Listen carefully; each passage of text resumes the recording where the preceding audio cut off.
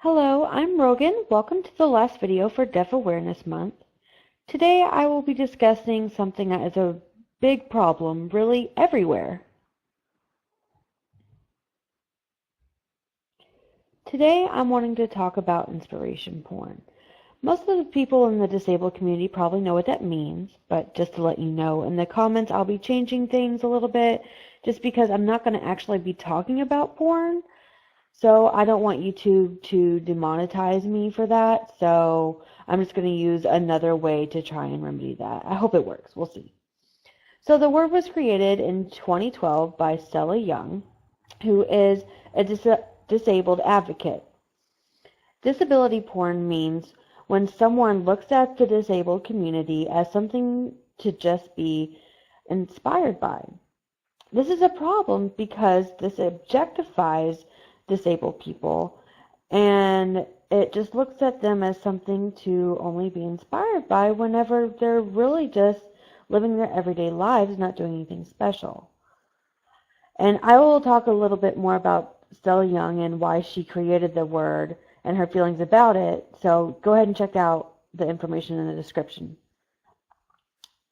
I'm not saying that you're not allowed to be inspired by disabled people who are doing advocacy work or doing great things out in the world or doing, deaf work. What I'm saying is you should not be inspired by disabled people who are just going about their day. Stella created the word for two reasons. Really, there are a bunch of different experiences, but there are two that she mentioned. The first one was whenever she went to a school and she gave a presentation regarding law, and one of the students at her presentation asked her when she was going to start her inspirational speech. Stella didn't know what they were talking about, and I said, usually whenever a person in a wheelchair comes in and gives a speech and we go into the big auditorium, it means that it's going to be an inspirational speech. See, it seems that that student had never seen disabled people as anything other than to be inspired by, and that's a problem. The second thing that happened is whenever she was 15 years old and someone wanted to nominate her for the Community Achievement Award. Her parents weren't really sure why that was the case. She hadn't really done anything, but the person was like, she's in a wheelchair and she gets up and does all this stuff every day. No. If she was actually doing real work, like big contributions to the community or hosting a food drive or donating something, then great, fine, go ahead. But it's a little creepy if you think about it. And the same thing happens to deaf people too. They'll look at us and be like, oh, you've gone through so much in life, blah, blah, blah. And I'm just like, I'm just living my life, Some people look at the deaf community like something that like they're crazy or because we've gone through life without hearing. But I'm going to explain something.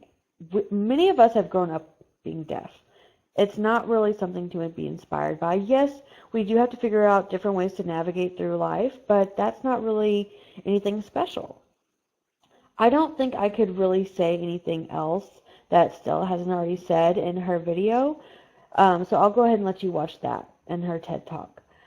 This video was short, I know, but I just wanted to kind of mention it if you didn't know what inspiration porn was.